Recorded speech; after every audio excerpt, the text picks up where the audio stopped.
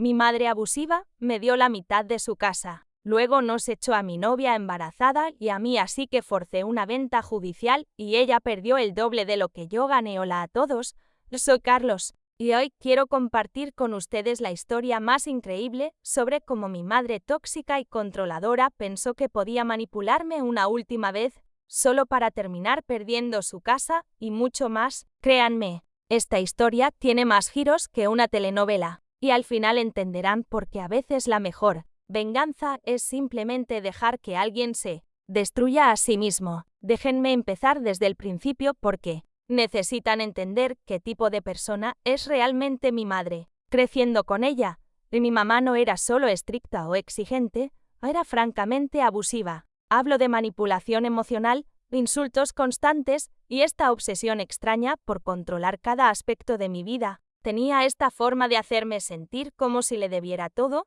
como si fuera una carga que había decidido mantener por generosidad. Comportamiento clásico de padre narcisista. Si saben a lo que me refiero, cuando era niño, me decía cosas como: tienes suerte de que no te deje en un orfanato, o nadie más podría amar a alguien tan difícil como tú. Tenía esta forma retorcida de darme algo bonito, como un juguete o un dulce, y luego usarlo en mi contra durante semanas, recordándome lo generosa que era y lo agradecido que debería estar. Era agotador.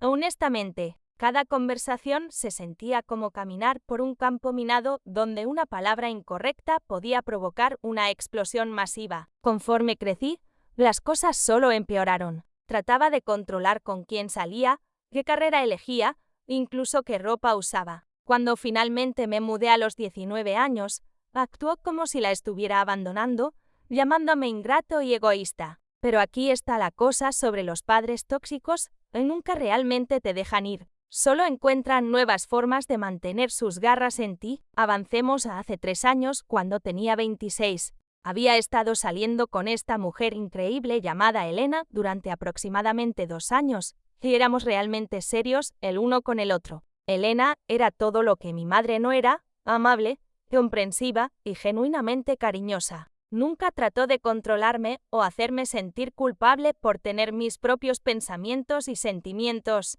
Naturalmente, mi madre la odió desde el momento en que se conocieron. Mi mamá hacía estos comentarios pasivo-agresivos cada vez que Elena estaba cerca. Cosas como: hola Elena, esa es una elección interesante de vestimenta, o estoy segura de que Carlos superará esta fase eventualmente. También me llevaba aparte y me susurraba cosas como: ¿estás seguro de que ella es el tipo correcto de chica para ti? Y solo no quiero verte cometer un error que lamentarás. Tácticas clásicas de manipulación para tratar de crear problemas entre nosotros. Pero Elena era inteligente y vio a través de todo eso. Nunca mordió el anzuelo ni se metió en discusiones con mi mamá, solo sonreía educadamente y cambiaba el tema. Esto parecía frustrar a mi madre aún más porque no podía provocar una reacción de Elena. Era como ver a una maestra manipuladora encontrarse con un objeto inamovible. Ahora, aquí es donde la historia se pone realmente interesante.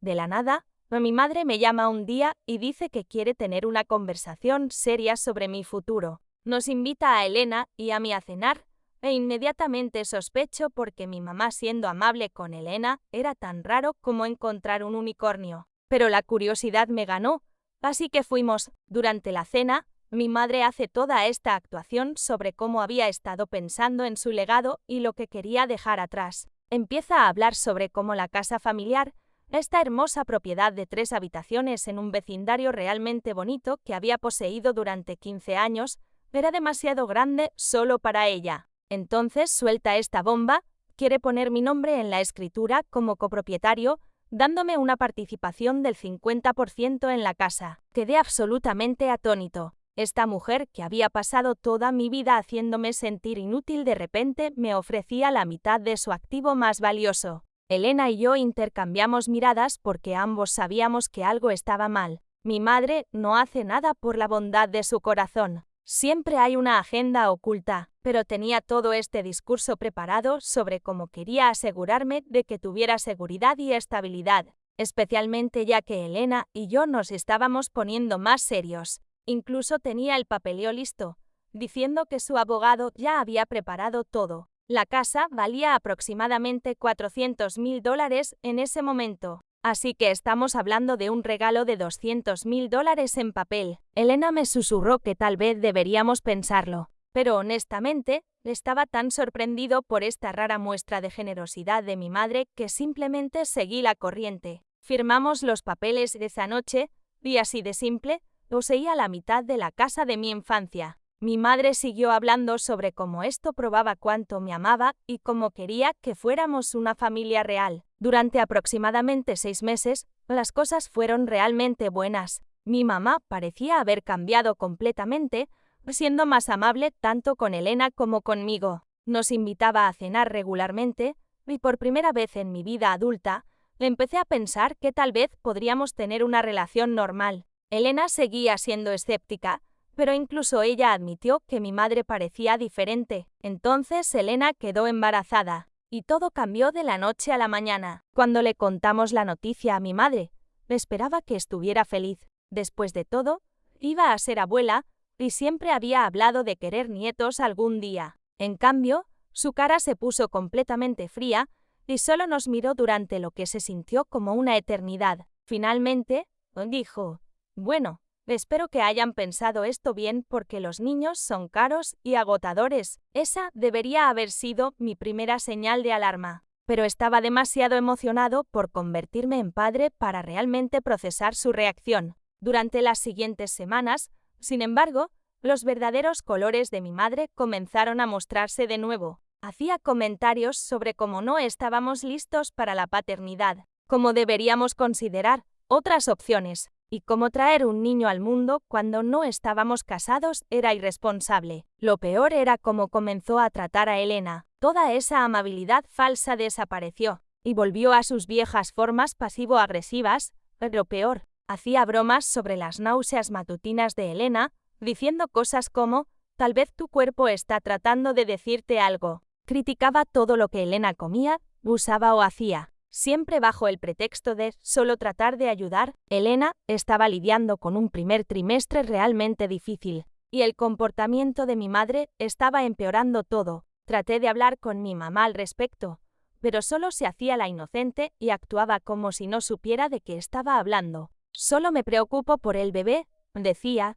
«Oh, estoy tratando de ayudar a Elena a tomar buenas decisiones». Las cosas llegaron a un punto crítico aproximadamente 4 meses después del embarazo de Elena. Habíamos estado quedándonos en mi apartamento la mayor parte del tiempo, pero un fin de semana decidimos pasar unos días en la casa, ya que técnicamente era medio propietario. Mi madre parecía estar bien con eso cuando pregunté, así que pensé que tal vez estaba comenzando a aceptarlo. Gran error. Llegamos el viernes por la noche y todo parecía normal. Mi mamá hizo la cena, vimos una película y se sintió como los buenos tiempos cuando fingía ser comprensiva. Pero el sábado por la mañana me desperté y encontré a mi madre gritándole a Elena en la cocina. Aparentemente, Elena se había levantado temprano y se había hecho un poco de tostadas y té para sus náuseas matutinas, y mi madre estaba furiosa por eso. Estaba gritando sobre cómo Elena se estaba sintiendo demasiado cómoda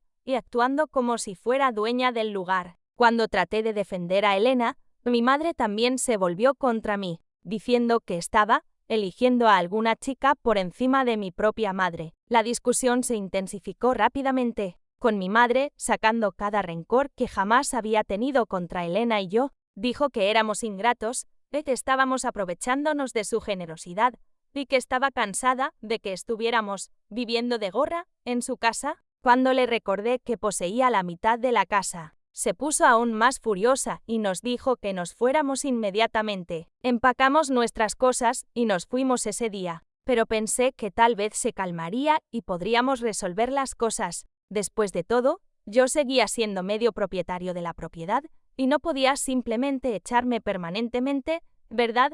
Equivocado. La siguiente semana, traté de llamar a mi madre para hablar las cosas, pero no contestaba el teléfono. Así que decidí simplemente ir a la casa para tener una conversación cara a cara. Ahí fue cuando descubrí que había cambiado todas las cerraduras. Me quedé allí en el porche delantero, llave en mano, incapaz de entrar a la casa de la cual legalmente poseía la mitad. Cuando toqué la puerta, mi madre la abrió solo una grieta con la cadena de seguridad todavía puesta y me dijo que ya no era bienvenido. Dijo que solo porque mi nombre estuviera en la escritura no significaba que pudiera faltarle al respeto en su propia casa. Quedé absolutamente pasmado. Esta mujer me había dado la mitad de la propiedad de su casa.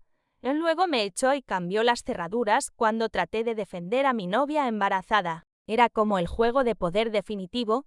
Quería todo el control sin ninguna de las consecuencias legales. Ahí fue cuando supe que tenía que tomar acción legal. Contacté a un abogado esa misma semana y le expliqué la situación. Me dijo que como copropietario tenía todo el derecho de acceder a la propiedad y que mi madre no podía legalmente excluirme. Dijo que teníamos varias opciones, pero la más efectiva sería presentar una demanda de partición, que forzaría la venta de la casa y dividiría las ganancias según los porcentajes de propiedad. Seré honesto, la idea de forzar a mi madre a vender su casa se sentía extrema. Parte de mí todavía esperaba que pudiéramos resolver las cosas como adultos, así que intenté una vez más contactarla, enviando una carta explicando que solo quería hablar y encontrar una solución que funcionara para todos. Su respuesta fue hacer que su propio abogado me enviara una carta de cese y desistimiento, amenazando con hacer que me arrestaran por acoso si me acercaba a su propiedad otra vez. Todavía se refería a ella como únicamente su casa, ignorando completamente el hecho de que yo era un copropietario legal. Ahí fue cuando me di cuenta de que mi madre no había cambiado para nada. Todo el regalo generoso de la mitad de la casa había sido solo otra táctica de manipulación. Probablemente pensó que al hacerme copropietario podría controlarme aún más, haciéndome sentir en deuda con ella mientras mantenía todo el poder real. Cuando no seguí el juego con sus manipulaciones, trató de simplemente fingir que la realidad legal no existía. Así que le dije a mi abogado que procediera con la venta por partición. El proceso legal tomó aproximadamente 8 meses, y déjenme decirles, a mi madre lo peleó en cada paso del camino. Trató de argumentar que yo había abandonado la propiedad, que la transferencia de escritura no era válida, e incluso que de alguna manera la había coaccionado para firmarla. Nada de eso se sostuvo en corte porque el papeleo era sólido y teníamos testigos de la firma. Durante este tiempo, Elena y yo estábamos lidiando con todo el estrés del embarazo y la batalla legal mientras tratábamos de planear para nuestro bebé. Elena fue increíble durante todo. Nunca sugirió ni una vez que tal vez debería simplemente rendirme y alejarme. Entendía que esto realmente no se trataba del dinero, se trataba de no dejar que mi madre se saliera con la suya con otra manipulación más. La casa finalmente salió al mercado, y debido a la situación legal y las circunstancias de venta forzada, no obtuvo el mejor precio. El mercado inmobiliario también se había suavizado un poco desde la transferencia original de escritura, así que en lugar de los 400.000 que había valido, terminamos vendiendo por aproximadamente 360.000. Después de honorarios legales y costos de venta, me fui con aproximadamente $170.000. Mi madre obtuvo la misma cantidad, pero aquí está lo interesante, tuvo que renunciar a la casa en la que había vivido durante 15 años y encontrar otro lugar donde vivir. Mientras tanto, usé mi parte como enganche para una hermosa casa para Elena, nuestro bebé y yo. Pero la historia no termina ahí, porque la situación financiera de mi madre aparentemente era mucho más precaria de lo que cualquiera de nosotros se daba cuenta. Resulta que había estado contando con quedarse en esa casa sin pagar renta por el resto de su vida. Realmente no había planeado tener que comprar o rentar otro lugar a su edad, y el mercado de vivienda se había puesto caro, con solo $170.000 y un ingreso limitado. No podía permitirse comprar algo comparable en la misma área. Terminó teniendo que mudarse a un apartamento pequeño en una parte menos deseable de la ciudad, y por lo que escuché a través de otros miembros de la familia, constantemente se quejaba de cómo yo había robado su casa y arruinado su vida. La parte realmente irónica es que si simplemente hubiera sido decente con Elena y conmigo, nada de esto habría pasado. Nunca quise forzar una venta de la casa. Habría estado perfectamente feliz de dejarla vivir allí por el resto de su vida, mientras mantenía mi 50% de propiedad. Todo lo que tenía que hacer era tratarnos con respeto básico y honrar el acuerdo legal que ella había iniciado. Pero fiel a su forma de ser, tuvo que tratar de comerse el pastel y tenerlo también. Quería el apalancamiento emocional de haberme dado algo valioso mientras mantenía control completo sobre ello. Cuando eso no funcionó de la manera que había planeado, trató de simplemente fingir que la realidad legal no existía. Nuestra hija nació 3 meses después de que se finalizara la venta de la casa, y ahora tiene 6 meses y es absolutamente perfecta. Elena y yo estamos comprometidos y planeando nuestra boda para la próxima primavera. Vivimos en una casa hermosa que poseemos completamente gracias al dinero de la venta forzada. Y estamos construyendo el tipo de familia amorosa y comprensiva que nunca tuve creciendo. Mi madre ha tratado de contactarme varias veces, usualmente a través de otros miembros de la familia, pero siempre es el mismo patrón. Quiere que sienta lástima por ella y tome responsabilidad por su situación de vivienda. Nunca se ha disculpado ni una sola vez por echar a mi novia embarazada o cambiar las cerraduras de una casa de la cual legalmente poseía la mitad. En cambio, mantiene que ella es la víctima en todo esto. El último mensaje que recibí de ella, a través de mi tía, fue que consideraría perdonarme si la ayudaba a comprar una casa nueva. ¿Pueden creerlo? Ella consideraría perdonarme, como si yo fuera él que había hecho algo malo. Es como si estuviera viviendo en una realidad completamente diferente donde sus acciones no tienen consecuencias. No he respondido a ninguno de sus intentos de contacto, y no planeo hacerlo. Elena y yo hemos construido una vida pacífica y feliz, sin el drama constante y la manipulación. Nuestra hija crecerá sabiendo que es amada y valorada, no usada como peón en los juegos de poder de alguien más. La parte más loca de toda esta historia es que mi madre probablemente piensa que fue víctima de algún plan elaborado.